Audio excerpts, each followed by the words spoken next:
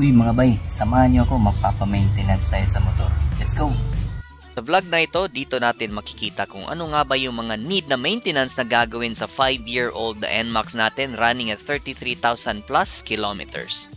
Ayan, nandito na tayo sa Jack Garage and as usual, marami na naman silang customer. Buti na lang maaga tayong dumating. Less than an hour na asikaso kagad yung motor natin. 5 taon na itong motor natin, currently running 33,466. Marami na naman itong gagawin na maintenance at tiyempo naman at 3,038 na yung takbo kaya change oil na yan. Now, ito yung mga parts na papalitan natin sa motor. Galing ito lahat sa Yamaha Philippines. Maraming salamat po. Papalitan natin ng spark plug cap, spark plug, engine oil, gear oil at saka slider piece. For the past months, marami na silang mekaniko, mas maraming motorcycle parts at mas marami na silang services na ino-offer. Ayan, sinisimulan na nilang trabahuin ang ating motor. Grabe, puro putik na yung cover. Pati yung foam ang alikabok na. Grabe ang daming langis sa cover. Dito rin natin makikita pati sa loob, dami na ring langis. Sigamit lang kasi Ito yung rason kung bakit dumudulas sa arangkada dahil sa langis at madumi na yung nasa loob ng panggilid. Ayan grabe, ang dumi. Palitin na yung oil seal, pati sa pulley set ang dumi. Kaya palang hina ng arangkada. Dito, chine-check nila kung ano nga ba yung mga piyesa na dapat pilitan at buti na lang is hindi gaano maraming piyesa ang kailangan palitan natin. Need lang talagang linisan. At dito, nililinisan na nila yung paggilid natin at sinisigurado nila na lahat ay malinis talaga. At dito natin makikita mga bay na tapos na, wala ng mga grasa sa mga parts natin. At ayan grabe, ang putik pala ng foam, pati yung cover So ayan, dito sinisimulan nilang linisan yung maraming grasa sa loob ng panggilid natin. Yan, ginagamitan nila ng brush pati yung sabon para matanggal talaga yung mga sulok-sulok na mga dumi. Yan ang sinisigurado nila mga bay na lahat ng sulok ay nililinisan nila.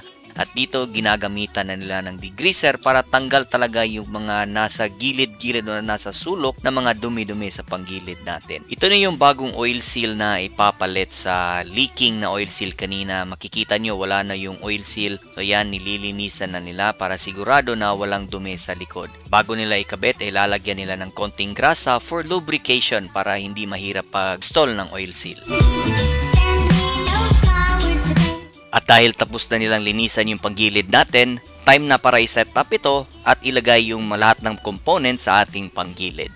Ayan, malinis na, siguradong maganda na yung takbo ng ating motor. Since 2020, hindi pa natin napalitan yung spark plug natin, kaya dito tinatanggal na nila dahil papalitan natin ito. Kita nyo, ganda ng sunog, optimal, kalawang siya. So ito na yung bagong spark plug. Side by side makikita natin na yung dulo ng spark plug is malaki talaga yung difference. Kaya time na para palitan yung luma. At ito, ini-install na ni Kuya yung bagong spark plug natin. Dito natin mafe-feel na meron talagang improvement sa spark sa loob ng ating makina. Kaya excited na tayo na ipatakbo ang ating motor. Next naman ang gagawin is magre-refill ng coolant. Makikita natin na medyo kulang na siya. Napaka-easy lang ng gagawin mo. Magre-refill ka lang hanggang mapunta sa full na guhit yung coolant mo. Sunod pinalitan is yung gear oil. Okay pa sana siya pero since nandito na tayo ay pinalitan na natin ng bago. Ngayon, palit engine oil na tayo at makikita natin grabe, ang itim na. At nilinisan na rin nila yung oil strainer kasi matagal na itong walang linis. At ang gamit natin ng langis ngayon is Yamaha Lube. First time ko gumamit ng langis na ito sa ating NMAX kaya masusubukan natin ang ganda ng langis na ito.